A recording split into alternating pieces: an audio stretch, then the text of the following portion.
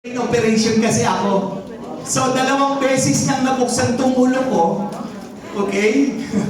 Pero ito, kaya PWD po ako. Number 1, kaya ako PWD, hindi lang halata. Sementado po yung bungo ko. Nung nasa loob nito, semento na po. So, balik tayo sa simula. 2012 po, ganito nangyari. Laging sumasakit ang ulo ko. Okay? Akala ko, sakit lang ng ulo, so sabi ko, kaya na to ng biogesic tsaka mga mefenamic acid. Kinuha ko sa ganon. Until one day, nag-seizure ako.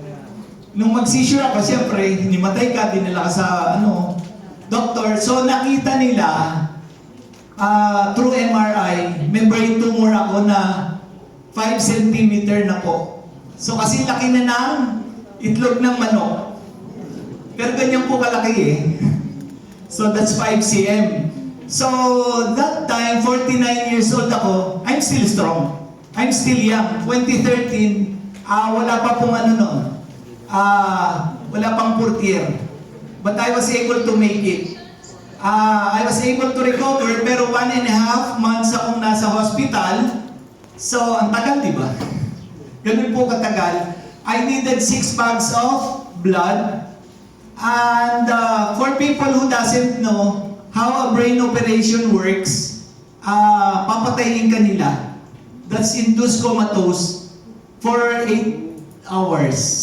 Patay yung brain ko, patay yung heart ko. Ganun po yun. Kaya bihira nakaka-survive sa atin dito pagdating ng brain operation. Kasi patay ka eh. Kasi yung ugat mo kasi bawal gumalaw. Tsaka yung puso mo bawal mag-heartbeat. Oo. Kaya kaming mga nag-undergo ng brain operation, comatose po kami talaga. Okay? So, binutas to, tinanggal, kasi andito yung sa loob ng bungo ko yung yung pinaka-tumor. So, yun na nga po. So, ibinalik, hindi po tinahi. Stapler na uso. Ni stapler na po paikot. Kaya lang hindi ko mapakita, bawal eh. Dati, pwede. Kaya lang bawal po ngayon. Okay? Tsaka baka mandiri kayo eh. So, second, tumubo po uli.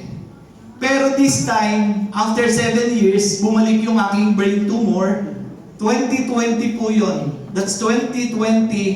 Time ng Delta variant pandemic. Okay? So, before my operation, sinabihan ako ng doktor, I think this time you cannot make it anymore. Because we have to change na. Semento na. Papalitan ng cement. Hindi ko lang po alam kung anong klaseng semento nilagay. So, hindi sinabi kung what kind of cement. Basta semento daw po. In fact, I was charged 16,000 pesos for the cement. Siguro masyadong yung semento na yon. So, pero iba po ang naging opera ko. Hindi na pabilog na tinanggal ng buo. Kasi, tatanggalin yon, tapos ibabalik. This time, sa second operation ko, pag gano'n nahiwa, binuka na. Pabuka na. Kasi, yun nga po, kasi yung semento, papalit na eh. Brittle na raw po yung aking bungo. So,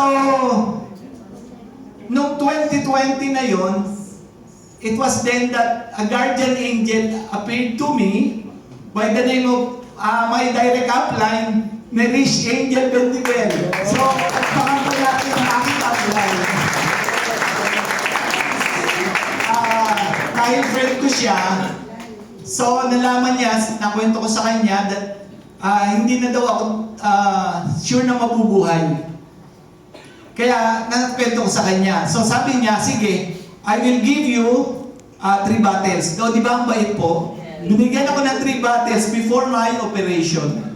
3 months before. So I took it 1 in the morning, 1 in the evening, for 3 months before. So that time, 57 na ako. That age, talagang delikado na ako. Siyempre, 57 eh. Pero dahil with the aid of 4th year placenta, our product, I should say, malaking naitulong na i-prepare niya yung body ko, yung mga organs ko, and even my cells, napabata niya, napaready niya.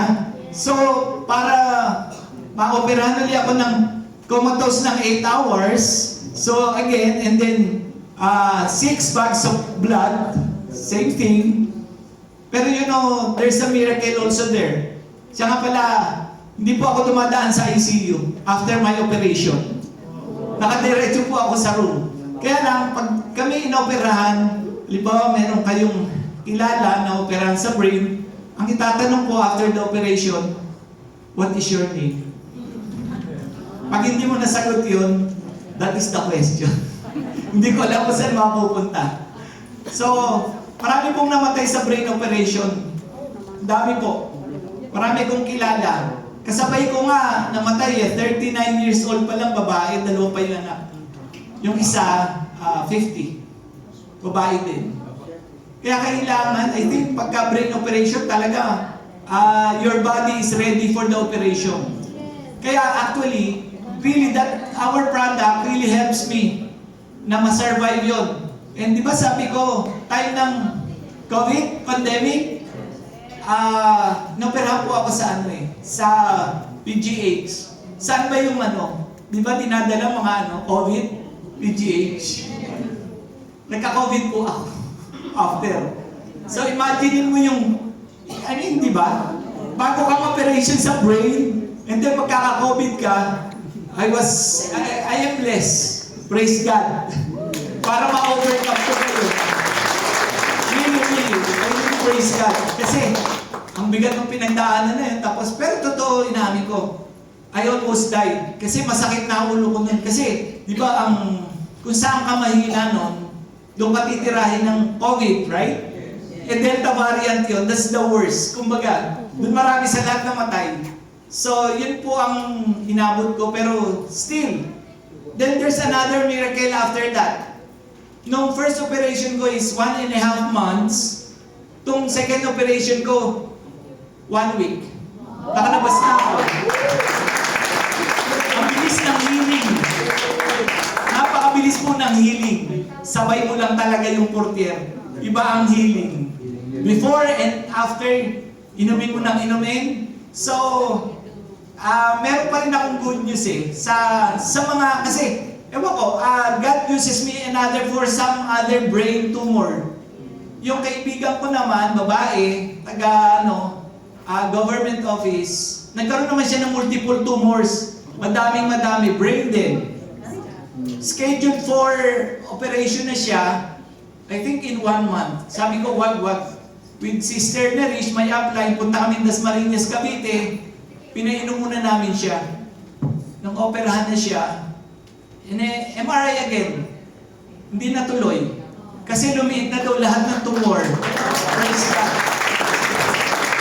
Really praise God.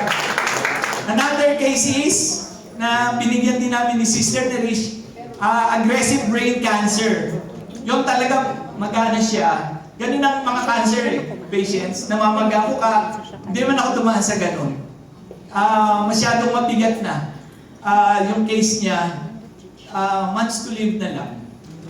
Pero alam nyo, naka-recover pa siya, nakalakad siya, nakapasyal siya from different places pa.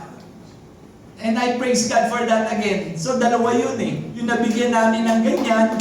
So, if you know somebody na may mga brain tumors or brain cancer, even aggressive one, nakakatulong po ang ating product. Please, share to them. I am more than willing to be a testimony for them. Kasi, sharing is a blessing, diba? Makatulong tayo sa ibang tao, we can save, diba? We can save lives. Napakalaking bagay po. At napakasarap nung pagkatapos noon, sasabihan ka, thank you for sharing me your product. Utang ko sa iyo ang buhay ko. Diba? Although, our product is, hindi natin masasabi, ginagamit lang ng Diyos, okay? So, it's always to God be all the glory. Thank you so much po and God bless you all. Thank you.